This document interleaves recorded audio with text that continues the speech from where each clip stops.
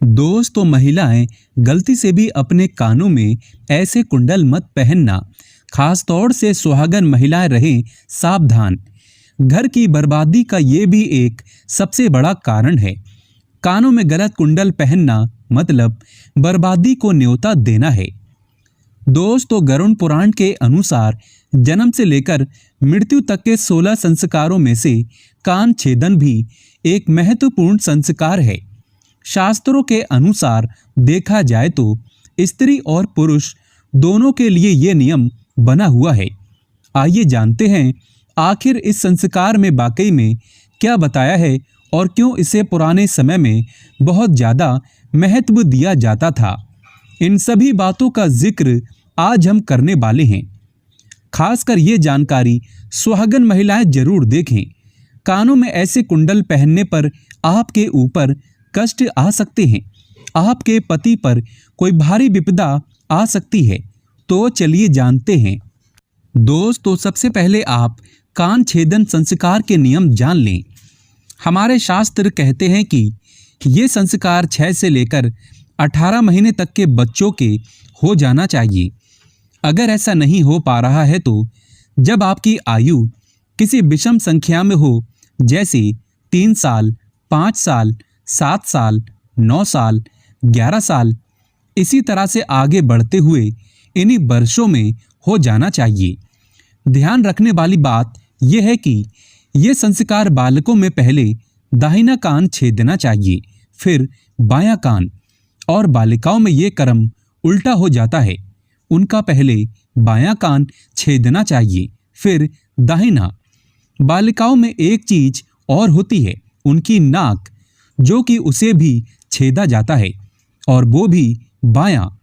यहाँ पर एक बात सबसे बड़ी है। शास्त्रों में स्पष्ट बताया गया है कि लड़कियों की नाक के बाईं ओर के हिस्से को छेदना चाहिए। सीधे हाथ की तरफ नाक कभी नहीं छेदना चाहिए। लगता है सबसे बड़ा दोष।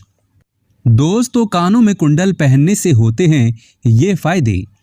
महिलाओं तथा बालिकाओं को हृदय संबंधित रोग, श्वास रोग, सर दर्द की समस्याओं से छुटकारा मिलता है।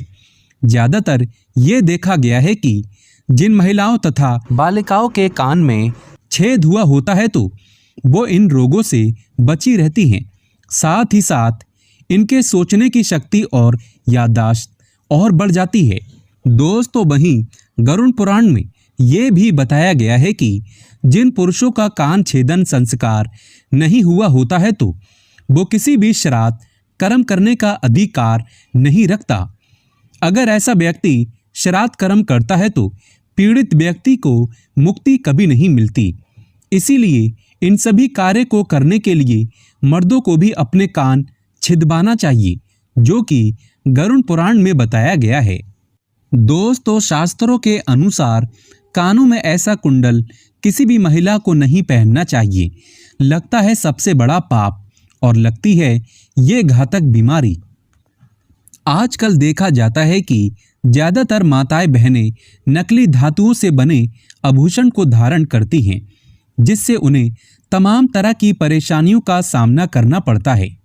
आपको सलाह दी जाती है कि इन चीज़ों से हमेशा बचें और लंबे समय तक इन धातुओं को कभी ना पहनें।